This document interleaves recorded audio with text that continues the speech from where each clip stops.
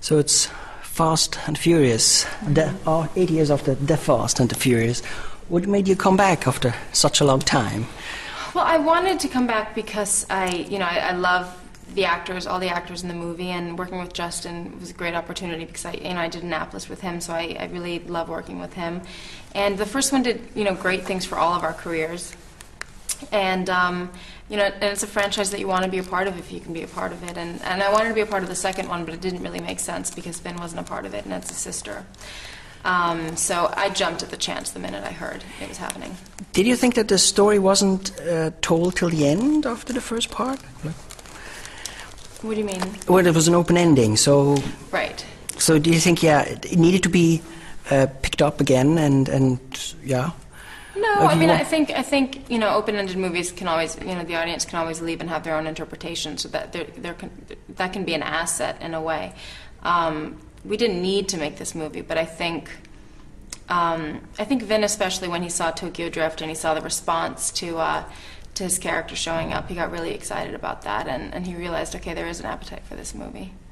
It's sort of a movie for guys. What attracts you as a woman to that sort of film? Well, when I saw the movie, this movie, I was really pleasantly surprised because I don't think I realized earlier how well Paul and Vin play off each other, and they're actually very funny, and when they butt heads, it's really, really entertaining to watch. So that's one thing I really like. And then the love story and the emotional core and the sense of family and the sense of values that they carry throughout the movie.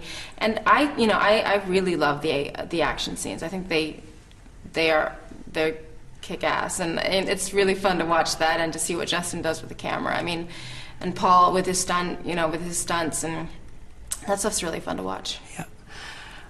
Mia Toretto, sort of the good girl of the story, also brings in some sensitivity. She has her brother to take care of, like making sure that his car is fine, but also like her boyfriend. What do you say about that, like being the good girl in the film? I think in the first one I was a little bit more of the good girl and the sister, and I was a little bit more of a wallflower and my brother's shadow. And then in this one, it was very important to Justin that all the girls be very strong.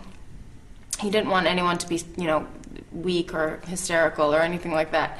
So she is good and she does have integrity, but she's also very tough because she's had to fend for herself the last 6 to 8 years. And she was betrayed by Brian, so he definitely has to contend with her when he comes back. So that was definitely very fun to play. But amidst all this testosterone and all the action, it is fun to play sort of the girly girl and to have the emotional scenes. But I think if there's another one, I would love to get more of a chance to do the stunts because they look so good when I see them on screen. I mean, Michelle's scene in the beginning of the movie is unbelievable. In the end of the movie, you are driving a car. Are you a good driver in real life? Not a very good driver. I have sensors in the front of my car and in the back of my car, so I don't hit anything. And my car is still pretty banged up, so I'm not a great driver. Am I allowed to ask you something about Chuck? Because sure. We haven't seen it here in the German-speaking area yet, but I heard you had a role in season 2. What's it about? It's I play a scientist called Jill, and it was really, and I actually play Chuck's first girlfriend from college, so his first real love, and she comes back, and you're not sure whether she's good or bad, and it was really, really, it's such a fun show to work on because the writing's good, and that cast is really fun. Zach makes that show really, really fun to work on, so I had a blast on that. What's up next for you? I don't know. I'm gonna see how the movie does, and then try to find something good. Yeah, I think your husband is in the movie business too. Any chance he's into horror films? I guess. Or? He is. I mean, we worked on Texas Chainsaw Massacre. That's where we met, and now he's doing Nightmare on Elm Street.